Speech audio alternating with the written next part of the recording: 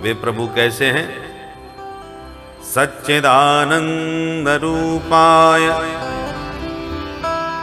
विश्वोत्पत्त्यादि Hathaway. भगवान का पहले स्वरूप लक्षण बतलाया, फिर तटस्थ लक्षण बतलाया। भगवान का स्वरूप क्या है? बोले सत घन, चित घन, आनंद घन है।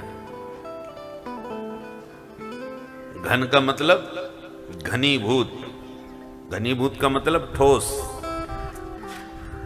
घन होता है ना, जो जिसको कूट कूट करके हम लोग जमीन को ठोस बनाते हैं ना,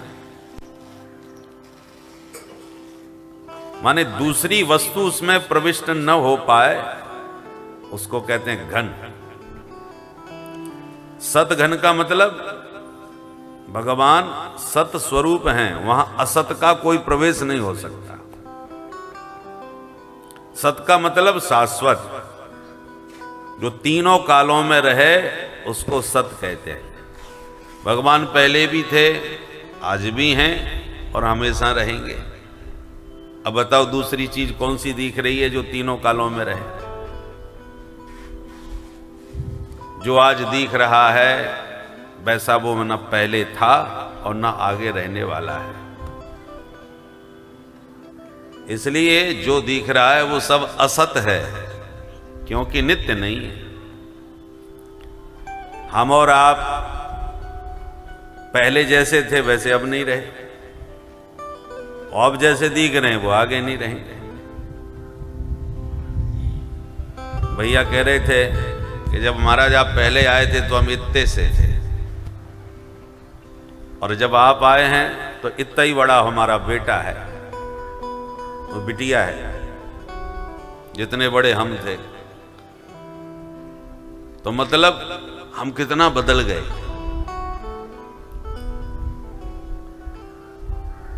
तो सब इसलिए इसका नाम संसार है। संसार का मतलब संसरती थी, संसार सनई सनई, सरकता जा रहा है। धीरे धीरे ये परिवर्तित होता चला जाता है, एक सा नहीं रहता।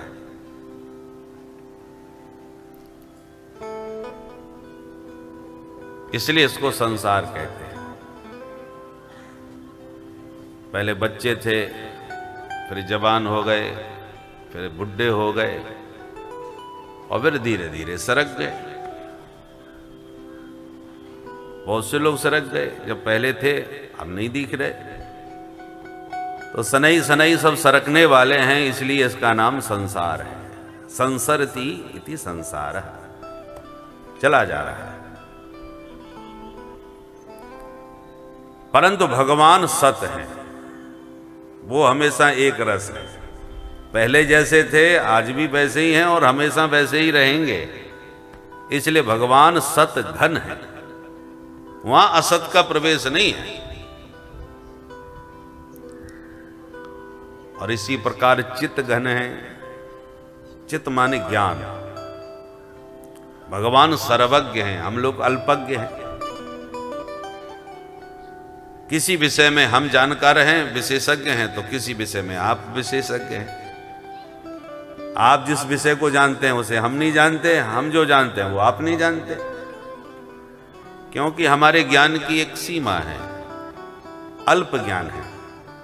भगवान सर्वज्ञ हैं, ज्ञान घन है। ज्ञान घन का मतलब वहां अज्ञान का कोई प्रवेश नहीं, कोई स्थान अज्ञान का नहीं है। इसलिए भगवान चित घन कहलाते हैं। और तीसरा आनंद घन। हम तो कभी आनंद में रहते हैं तो कभी रोने लगते हैं, कभी दुखी हो जाते हैं, पर भगवान के यहाँ दुख शोक का कोई प्रवेश नहीं। वो आनंद घन है, घनीभूत आनंद। घनीभूत आनंद का मतलब जहां दुख शोक का कोई स्थान नहीं, कोई प्रवेश नहीं। और इसलिए तो सती मैया चक्कर में पड़ गई कि राम जी हे खग मृग हे मधुकर श्रेणी कहते हुए जानकी जी को खोजते हुए बुरी तरह रो रहे हैं। दिखाई पड़ रहे हैं शोक में डूबे, दुख में डूबे। झरझर आंसू बह रहे हैं और इतने रो रहे हैं कि पशु पक्षियों से भी प्रिया का पता पूछ रहे हैं। और ऐसे रोते हुए राम जी को भोलेनाथ देख करके कहते हैं, जय सच्चिदानंद घन पावन, अस कहे चले मनोज न सावन। क्या कह रहे हैं महादेव? जय सच्चिदानंद घन, सतघन चितघन है, आनंद घन है प्रभु, आपकी जय हो जय हो। अब देखिए विरोधाभास हो गया कि नहीं? स्वाभाविक है, जिनको महादेव शंकर जय सच्चिदानंद घन कह रहे हैं, उसमें ना सत दिख रहा है, ना असत दिख रहा है, ना आनंद दिख रहा है। सत चित आनंद तीनों का अभाव दिख रहा है। यदि सत घन होते तो असत मृग के पीछे क्यों भागते? यदि चित घन होते, ज्ञान घन होते, तो इनको तो सब कुछ ज्ञान होता है, तो इन्हें यह भी ज्ञान होता कि हमारी पत्नी कहां है। ये तो पूछ रहे हैं पशु पक्षियों से कि तुम देखी सीता मर्ग? नहीं, तुम्हें पता हो तो बताओ। इसका मतलब ये अल्पज्ञ हैं, इनको नहीं मालूम हमारी पत्नी किधर है। और यदि आनंद घन होते तो रोते क्यों? आनंद घन में दुख शोक का तो प्रवेश होता नहीं, तो रोते फिर रहे हैं। तो विरोधाभास है। महादेव शंकर सामान्य देव नहीं है, वो तो देवताओं के भी देव महादेव हैं। वो हर किसी को अरे गहरे नथु खैरे को तो सच्चिदानंद कह के दंडवत करेंगे नहीं। और देवादिदेव महादेव ने दंडवत की है, वो भी सच्चिदानंद घन कह के की है, तो इसका मतलब कुछ तो दम है। महादेव शंकर ऐसे तो प्रणाम नहीं करेंगे इनको। पर जो कह करके प्रणाम कर रहे हैं वो लक्षण एक भी इनमें नहीं दिख रहे। इसलिए सती जी की बुद्धि भ्रम में पड़ गई कि महादेव ने प्रणाम किया है तो इसका मतलब कुछ चमत्कार है इनमें, पर मुझे तो एक भी चमत्कार नहीं दिख रहा, ये तो रोते फिर रहे। भगवान तो सर्वशक्तिमान होते हैं, यदि सर्वशक्तिमान होते तो इनकी पत्नी कोई उठा के कैसे ले जाता?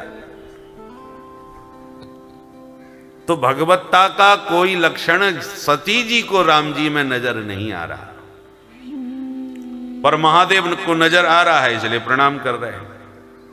सती जी जब बार बार सिर खुजलाने लगी तो महादेव समझ गए कि इनकी बुद्धि में ये बात नहीं आ रही और आ भी नहीं सकती, क्योंकि लीला करने में प्रभु इतने निपुण हैं कि जब नाटक करते हैं तो कोई समझ नहीं सकता कि ये असली है कि नकली। अभिनेता उसी का नाम है भाई कि जब पिक्चर में जैसा रोल मिले वो वैसा ही बन करके दिखाए, वैसा ही बन जाए। यदि चंबल के डाकू में डाकू बन गया तो भले ही वो डाकू नहीं है, डाकुओं से कोई उसका मतलब नहीं है, पर अभिनेता वही है जो उस समय बिल्कुल डाकू जैसा ही दिखे। यही तो उसका कला है, यही तो उसका कौशल है, इसी के तो पैसे हैं। भले ही उसके पास करोड़ों का बंगला होगा बंबई में, परंतु यह तांगे वाला बन गया तो उस समय तागा वाला दिखना चाहिए, कुली बन गया तो कुली जैसा नजर आना चाहिए। उस समय वो भूल जाए अपने करोड़पति स्वरूप को, तभी पिक्चर में वो जीवंत रोल करके दिखा सकता है। तो राम जी भी इस संसार के रंगमंच पर अभिनय कर रहे हैं। तो प्रिया के विरह का अभिनय किया तो जम के रोए महाराज, और ऐसा रोए कि सती जी की बुद्धि खराब हो गई कि ये भगवान हो ही नहीं सकते। भगवान कोई ऐसे रोते फिरते हैं? भगवान कहीं ऐसे पूछते फिरते हैं? वो तो सर्वज्ञ होते हैं, सब कुछ जानते हैं।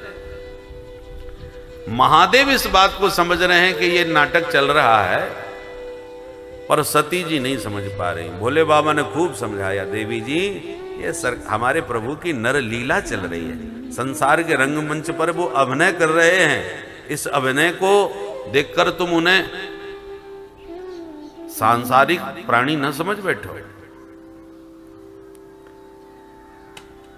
कोई रंगमंच पर गरीब का रोल कर रहा है, फटे कपड़े पहने हैं, रोता फिर रहा है, भैया मैं 2 दिन से भूखा हूं, मुझे कुछ खाने को नहीं मिला। कोई मेरी सहायता करो।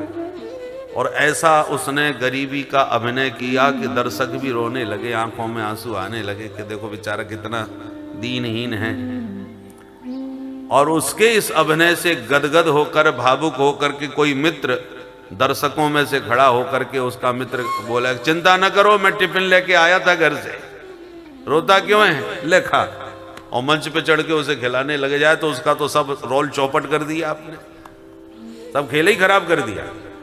अरे वो न भूखा है न वो मर रहा है, परंतु वो तो अभिनय कर रहा है। उस समय जो अभिनय कर रहा है उसका आनंद लीजिए।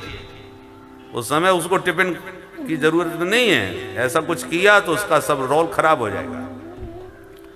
तो महादेव समझ रहे हैं कि संसार के रंगमंच पर मेरे सरकार नारी विरह का अभिनय कर रहे हैं, इसलिए महादेव न मिलने गए न उनके सामने आए, दूर से ही दंडोत कर लिया कि बहुत बढ़िया खेल चल रहा है सरकार, गजब का अभिनय करते हैं आप भी। पर सती जी को समझ में ना आवे, ये रोने वाले राम जी भगवान कैसे हो सकते हैं। तो अभिनय करना एक अलग बात है और वास्तविकता अलग बात है। कोई अभिनय करता कलाकार यदि गरीबी का अभिनय कर रहा है तो वो गरीब नहीं है, ना वो कुली है ना वो तांगे वाला है, वैसे तो वो करोड़पति आदमी है, वो क्या तांगा चलाएगा। परंतु पिक्चर में ऐसा रोल मिला है इसलिए वो ऐसा दिख रहा है। ऐसे हमारे प्रभु सच्चिदानंद घन हैं, पर नर लीला जब करते हैं तो उस समय प्राकृत जैसे लगते हैं। वास्तव में उनका स्वरूप क्या है, सच्चिदानंद रूपाय। चाहे हमारे कृष्ण कन्हैया हो चाहे राम जी हो, ये सत घन चित घन और आनंद घन है, ये उनका स्वरूप है।